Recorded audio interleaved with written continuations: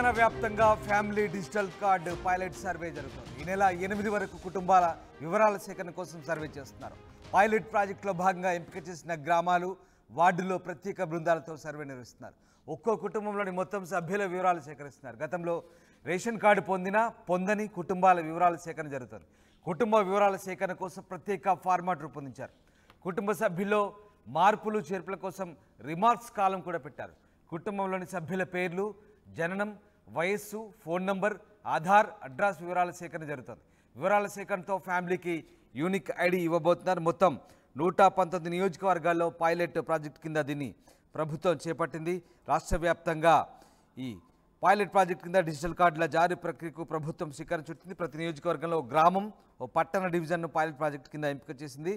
దాదాపు 238 గ్రామాలు, డివిజన్లను ప్రభుత్వం ఎంపిక చేసింది.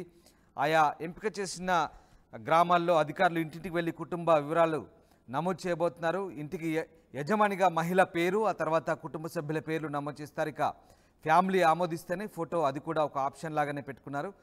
ఇక అక్టోబర్ 7వ తేదీ వరకు కూడా హెల్త్ ప్రొఫైల్ రికార్డు చేసే ప్రక్రియ కొనసాగుతుంది. 7వ తేదీతో pilot project digital health profile record ప్రక్రియ పూర్తి కాబోతుంది.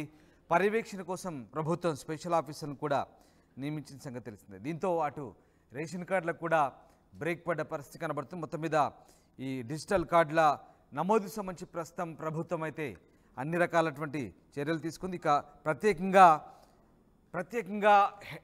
రేషన్ కార్డుల ప్రక్రియకు దరఖాస్తులు అవసరం లేదని ప్రభుత్వం భావిస్తున్న నేపథ్యంలో పూర్తిస్థాయిలో డిజిటల్ కార్డులపై ప్రభుత్వం ఫోకస్ పెట్టింది. పైలట్ ప్రాజెక్టులో భాగంగా ఎంపిక చేసిన గ్రామాల్లో, వార్డులో ప్రత్యేక బృందాలు అయితే పర్యటిస్తున్న పరిస్థితి కనబడుతుంది. ఇక తెలంగాణ వ్యాప్తంగా ఈ ప్రక్రియ ఎలా కొనసాగుతుంది, ఆయా జిల్లాల్లో పరిస్థితి ఏంటి, దీనికి సంబంధించిన వివరాలకు సంబంధించి ప్రధానంగా ఖమ్మం జిల్లాకు సంబంధించి అక్కడ ఈ డిజిటల్ ప్రక్రియ ఎలా కొనసాగుతుందో ఖమ్మం కలెక్టర్తో మా ప్రతినిధి ఉదయ్ ఫేస్ టు ఫేస్.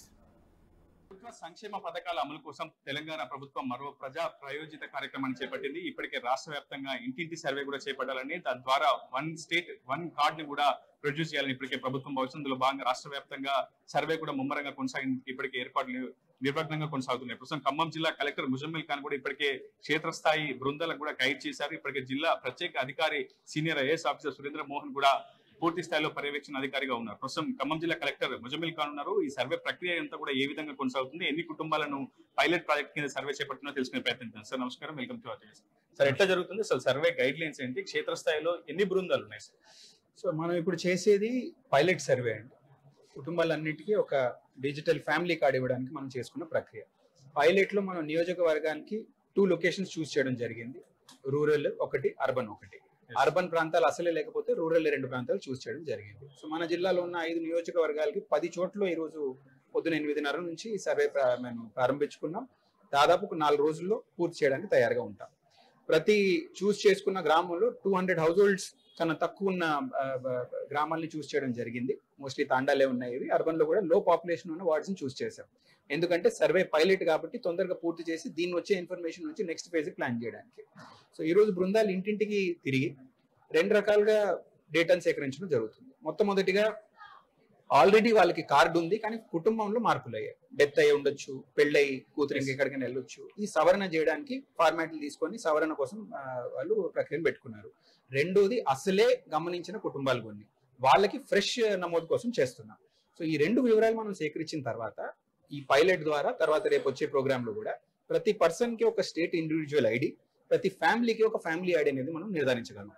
దీనివల్ల మనం ఏ ప్రోగ్రామ్ పెట్టుకున్నా రేపు గవర్నమెంట్ కి టార్గెటింగ్ అనేది, అంటే కరెక్ట్ లబ్ధిదారికి కరెక్ట్ అమౌంట్ కరెక్ట్ టైం చేస్తున్నాం.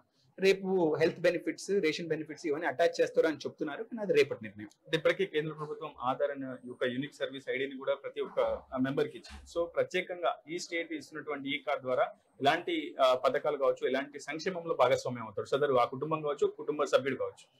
ఏ గవర్నమెంట్ ప్రోగ్రామ్ లో అండి మాకు వచ్చే లాస్ట్ మైల్ ప్రాబ్లం ప్రతిసారి టార్గెటింగ్ ఉంటుంది. ఇప్పుడు వరదలు కూడా చూసాం.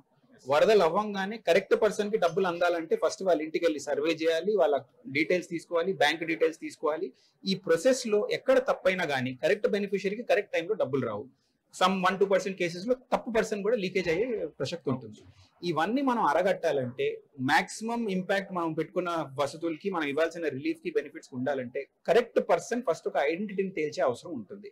అది గవర్నమెంట్ ఆఫ్ ఇండియా లెవెల్లో మనం ఆధార్ అనేది ప్రతి ఇండివిజువల్ కి 12 డిజిట్ నంబర్ ఎలా పెట్టుకున్నాము, మన స్టేట్ లో ఇండివిజువల్ కి ఒక నంబర్ ఇచ్చుకుంటూ వాళ్ళని ఒక ఫ్యామిలీ యూనిట్ లో పెట్టడం. చాలా వరకు మీరు బెనిఫిట్స్ చూసేది రేషన్ లాంటివి, డిజాస్టర్ లాంటి ఫండ్స్ హౌస్ హోల్డ్ వెళ్తాయండి, ఇంటికి వెళ్తాయి. ఆ ఫ్యామిలీని తేలిస్తేనే మనకు దాంట్లో ఉన్న మెంబర్స్ ని సరిగ్గా తేలిస్తే బెనిఫిట్ కరెక్ట్ గా అందుతుంది.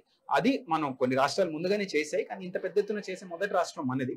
సో ఆ దాంట్లో మనం పైలట్ లో ఫస్ట్ ఫేజ్ మనం స్టార్ట్ చేసుకున్నాం. ఇప్పుడు ఈ పైలట్ ప్రాజెక్ట్ లో ప్రత్యేకంగా ఏదైనా యాప్ డిజైన్ చేశారా, లేదంటే ఏదైనా వెబ్సైట్ లో అప్లోడ్ చేస్తున్నారా, డేటా కేవలం ఆఫ్లైన్ డేటాను మాత్రమే సేకరిస్తారా? డిజిటైజేషన్ అనేది అవుతుందంటే, కానీ గవర్నమెంట్ నిర్ణయం ఏంటంటే మనం కొన్ని రిమోట్ ఏరియాస్ కొంచెం అటువంటి చేస్తే ఫాస్ట్ గా అవుతుంది కాబట్టి, ప్లస్ ఇల్లు ఓన్లీ 200 ఉన్నాయి కాబట్టి ఫిజికల్ గా చేయడంలో పెద్ద కష్టం లేదు. ఫిజికల్ గా రోజు సాయంత్రం తీసుకొని డిజిటైజ్ చేసి మళ్ళీ స్టేట్ కూడా పంపిస్తుంటాం. So day to day there is monitoring from the state level also. But however as is ఇప్పుడు మేము ఫిజికల్ ఫామ్ లోనే చేస్తున్నాం, బికాస్ యాక్యురసీ ఎక్కువ ఉంటుంది ఇప్పుడు చేస్తే. సో ఇప్పుడు సర్వే కొనసాగుతుంది. మరోవైపు రేషన్ కార్డులను మళ్ళీ అప్లై చేసుకోవడానికి అవకాశం ఉందా, లేదంటే ఈ ప్రక్రియ తర్వాతే మళ్ళీ రేషన్ కార్డులపై క్లారిటీ వచ్చే అవకాశం? These are not linked procedures అండి. రేషన్ కార్డ్ అనేది కంప్లీట్లీ సెపరేట్ వ్యవస్థ. అది ఇప్పుడు మనం ఫ్యామిలీ ఐడికి, ఇప్పుడు ఆధార్ కి రేషన్ కార్డ్ కి లింకేజ్ ఉంటుంది, కానీ ఒకటి ఉంటేనే ఇంకోటి వస్తుంది అనేది గ్యారంటీ ఎక్కడ లేదండి. It is proof of identity, proof of family identity. ఈ రెండు సెపరేట్ ప్రోగ్రామ్స్. అది అలాగే నడుస్తుంది, ఇది ఇలాగే నడుస్తుంది. సో ఖమ్మం జిల్లాలో ఎన్ని పైలట్ ప్రాజెక్ట్ కింద ఎన్ని సెంటర్స్ ఎంపిక చేశారు, ఎన్ని బృందాలు ఉన్నాయి? సో దీంట్లో మనం 10 సెంటర్లు టోటల్ గా స్టార్ట్ చేసామంటే 10 సెంటర్లో దాదాపు 9 మనకి పాలేరు నియోజకవర్గంలో ఒక మున్సిపాలిటీ లేదు కాబట్టి 2 రూరల్ చూస్ చేసాం. మిగతా నియోజకవర్గాలన్నింటిలో ఒక రూరల్, ఒక అర్బన్ సెంటర్ చూస్ చేయడం జరిగింది. దాదాపు టోటల్ గా మనం చూస్తే మనకి అరౌండ్ 2500+ హౌస్ హోల్డ్స్ కి మనం ఇప్పుడు సర్వే చేస్తున్నాం total across constituencies. Thank you so much sir. అది మొత్తంగా ఒక్కో నియోజకవర్గంలో 2 వార్డులను లేదా గ్రామ పంచాయతీ అయితే రూరల్ నియోజకవర్గాల్లో 2 గ్రామీణ ప్రాంతాలను, అర్బన్ ప్రాంతాల్లో 2 వార్డులను కూడా ఇప్పటికే ప్రభుత్వం ఎంపిక చేస్తోంది. పూర్తి స్థాయిలో పారదర్శకంగా పైలట్ ప్రాజెక్ట్ లో భాగంగా మొత్తం 2700 కుటుంబాలను పైలట్ ప్రాజెక్ట్ కింద సర్వే చేశారు. ఆ తర్వాత ఎటువంటి సవరణ చేయాలి, ఈ విధి విధానాల్లో ఏమైనా మార్పులు చేర్పులు చేయాల్సి ఉంటుందా, కుటుంబాన్ని ఏ విధంగా నిర్ధారించాలి, కుటుంబాన్ని నిర్ధారించిన తర్వాత ఎదురయ్యే సమస్యలు కావచ్చు, తప్పొప్పులు కావచ్చు, మార్పులు చేర్పులు వంటి అంశాలపై పూర్తి స్థాయిలో అటు తెలంగాణ ప్రభుత్వం నివేదిక కూడా తీసుకుంటుంది. క్షేత్రస్థాయిలో ఖమ్మం జిల్లా ప్రత్యేక అధికారి, సీనియర్ ఐఏఎస్ అధికారి సురేంద్ర మోహన్ కూడా ఇప్పటికీ ఈ అంశంపై పర్యవేక్షణ అధికారిగా ఉన్నారు. ఖమ్మం జిల్లా కలెక్టర్ ముజమ్మిల్ ఖాన్ కూడా క్షేత్రస్థాయిలో పర్యటిస్తూ కుటుంబ సర్వే ప్రక్రియ ద్వారా పూర్తి స్థాయిలో డేటా సేకరించి ప్రభుత్వానికి అయితే అందజేయబోతున్నారు.